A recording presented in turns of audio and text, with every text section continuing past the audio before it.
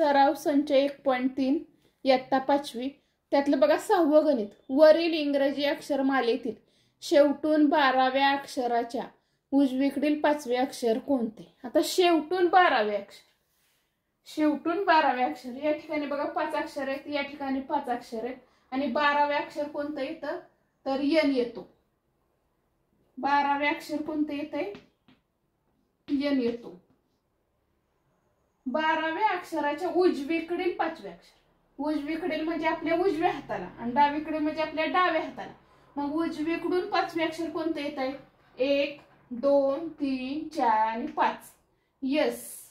म्हणजे उजवीकडून 5वे अक्षर कोणतं येत आहे तर यस येते. मग पर्याय क्रमांक 3 हे काय तर या प्रश्नाचं उत्तर आहे.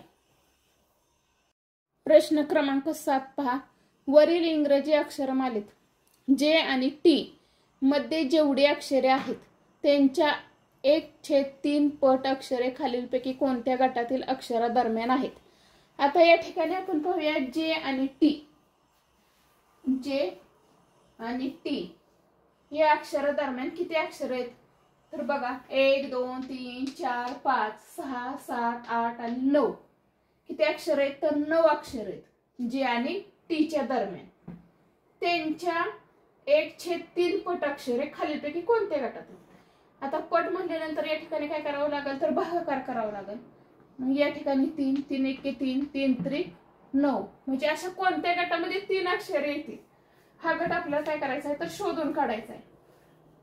मग या ठिकाणी बघा पर्यायामध्ये पी आणि टी, पी आणि टी यांच्यामध्ये आहेत का 3 अक्षरे तर आहेत 1 2 आणि 3. मग पर्याय क्रमांक 1 हेच काय या प्रश्नाचं उत्तर आहे. त्यामुळे पुढील पर्याय बघण्याची काय आवश्यकता नाही. प्रश्न क्रमांक 8 पहा.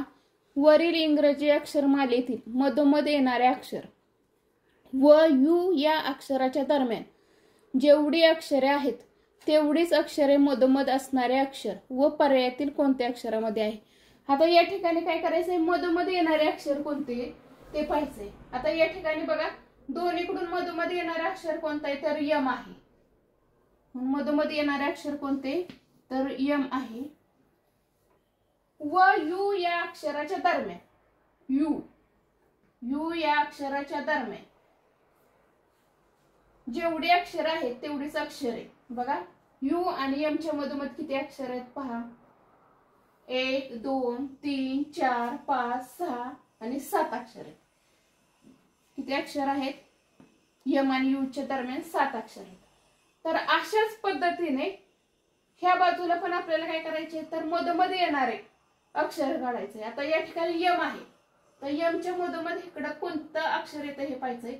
1 2 3 4 5 6 आणि 7 अक्षर म्हणजे ई आणि यम या अक्षराच्या मधोमध पण किती अक्षर येतात तर 7 अक्षर येतात. ई आणि यम या अक्षराच्या दरम्यान पण किती अक्षर येतात तर 7 अक्षर येतात. म्हणून पर्याय क्रमांक 3 हे काय तर या प्रश्नाचं उत्तर आहे. वरील इंग्रजी अक्षरमालेतील शेवटून 15व्या अक्षराच्या डावीकडील 5वे अक्षर कोणते? या ठिकाणी बघा शेवटून 15व्या अक्षराच्या, शेवटून म्हणजे वाय पासून या ठिकाणी 5 या ठिकाणी 5 आणि या ठिकाणी 5. 15वे अक्षर कोणते तर के आहे. आणि के अक्षराच्या डावीकडील 5वे अक्षर, डावीकडील म्हणजे आपल्या डाव्या हाताला आणि उजवीकडील म्हणजे उजव्या हाताला. मग डावीकडील 5वे अक्षर कोणते तर यफ आहे. पर्याय क्रमांक 2 हे काय उत्तर बरोबर आहे.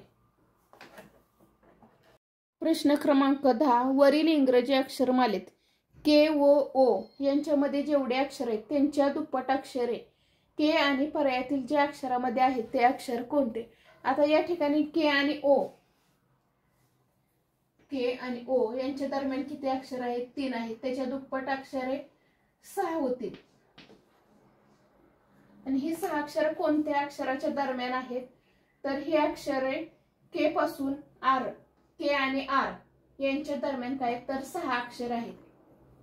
के पासून आर पर्यंत बघा 1 2 3 4 5 आणि 6 के आणि आर यांच्या दरम्यान काय तर 6 अक्षरे आहेत. म्हणून पर्याय क्रमांक 3 हे काय तर या प्रश्नाचं उत्तर आहे.